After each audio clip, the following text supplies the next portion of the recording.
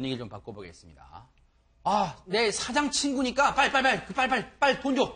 이렇게 누군가 와서 요구한다. 만약에 여러분들이요, 아르바이트 직원인데 이런 일을 당하신다면 여러분의 선택은 어땠을까요? 홍순빈 아나운서. 네, 그렇습니다. 여기 또 새벽에 돌아다니는 남성이 또 있습니다. 아하. 게다가 이 남성도 뻔뻔하기까지 합니다. 네. 이 남성의 모습을 영상으로 확인해 보시죠. 네. 네, 이곳은 대구 북구의 한 PC방입니다. 당시 새벽 2시인데요. 네. 국방생 모자를 쓴 남성을 한번 주목해 보시기 바랍니다. 국방생 오랜만에 들어봅니다. 네. 그렇습니다. 이 남성이 이 PC방 아르바이트생에게 돈을 지금 건네받고 있습니다. 네.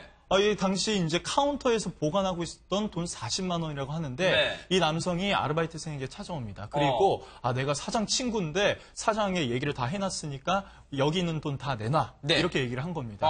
이 종업원이 잠시 의아해합니다. 다른 네. 영상을 보면 고개를 쑥 빼고 이게 도대체 무슨 소린가 하는데 네. 이 남성이 막 손짓까지 써가면서 설명을 하니까 네. 결국 이 아르바이트생은 결국 이 돈을 이 남성에게 건네줄 수밖에 없었던 거죠. 근데 알고 봤더니 저 국방세 모자 쓴 사람이요. 네.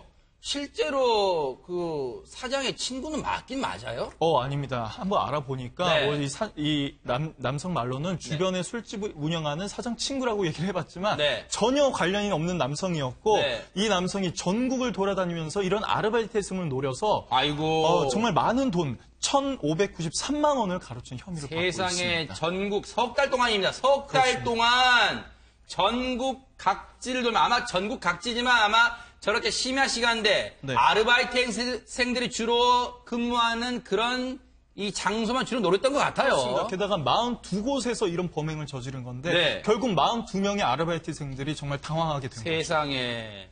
최명규 원장님, 저 같았어도 아마 어땠을까 한번 생각을 해보면요. 막 어떤 사람이 와가지고 다급하게 내 사장 친구인데 빨리 줘. 막 그때 말했단 말이야. 줘봐 빨리.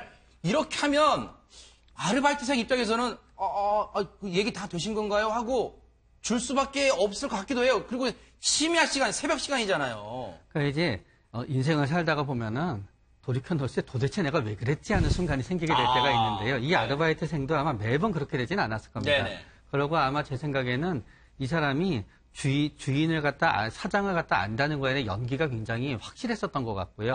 어쩌면은 저 범행을 갖다 벌이기 전에 한두 시간 정도는 저 PC방에 있으면서 왠지 그 분위기를 갖다 상당히 많이 파악하고 어쩌면 주인이 낮에 있고 아르바이트생이 밤에 있으면은 낮에 주인을 보면서 인상착의라든가 대인관계 같은 것도 일정 부분은 파악하고 나서 했을 수도 있고요. 일부에서는 아마 본인이 아르바이트생으로 일하면서 완전히 파악한 다음에 범행을 저질렀을 수도 있습니다. 네. 야, 근데요, 손 변호사님. 네. 아르바이트생 입장에서는 저 사람의 행동이 앞서 지금 CCTV상에도 그대로 나오잖아요. 아마 이렇게 딱 그 카운터에 이렇게 팔을 딱 괴고 돈을 건네받는 모습 보니까 이런 표현이 적절하진 않습니다만 그냥 당당한 것 같아요. 당당하니까 넘어갈 수밖에 없을 것 같기도 해요. 네.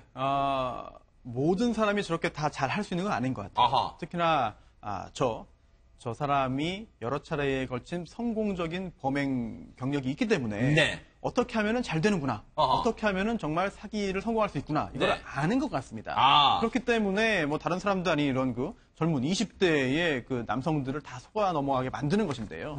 결국은 예전에도 이제 처벌도 받고 했습니다만 이게 계속해서 다시 복역하고 출소한다 하더라도 범죄는 더 정교해지고 또 더 자신감은 생기고 더 상대방을 속여넘길 수 있는 능력은 더 높아질 것 같거든요. 이런 점에 대해서 계속해서 본인이 그 범죄에 대한 자신감을 더 갖게 될 텐데 이런 경우 어떻게 해야 될지 참 굉장히 난감한 상황이라고 할 수 있겠죠. 홍 대장님, 피해를 당한 그 업장의 그 아르바이트생 얘기를 보니까요. 이게 결국에는 불과 몇 분 지나서 사기당했구나 알면서도 사장한테 얘기하기가 두려워서 혹시 잘릴까봐 그래서 자기 돈을 채워넣은 경우도 많다고 하더라고요. 이게 처음인 경우는 아니잖아요. 이게 예전에 유사한 사례가 있지 않았습니까? 그렇습니다. 이것이 조금 아까도 했는 가불관계 이게 나왔습니다만은 이것도 그와 같은 맥락에서 보면 되겠습니다. 그래서 사장과 그 아르바이트생 그래서 잘못하면 사장한테 잘릴 것 같다. 이래서 그 범인이 요구하는 대로 또 특히 또 새벽 시간대에 사장한테 전화를 해볼 수도 없고 그러니까요. 이런 걸로 해서 그 피해를 당하는데 이 사기범이라는 것은 피해자를 기망해서 자신을 믿게 한 다음에 금원을 편취하는 겁니다. 네. 그래서 믿게 한다는 것은 당연히 피해자가 네. 속는 것이 허다합니다. 네. 그래서 이와 유사한 사건을 보면 네. 이 편의점이나 또는 그 혼자 네. 가게를 보는 네. 아르바이트생, 네. 종업원 이런 사람을 대상으로 네. 주변에 있다가 네. 공정전화를 이용해서 불러냅니다. 네. 사장님이 너 잠깐 보석한다. 네. 아니면 사장님 앞에 교통사고 났다.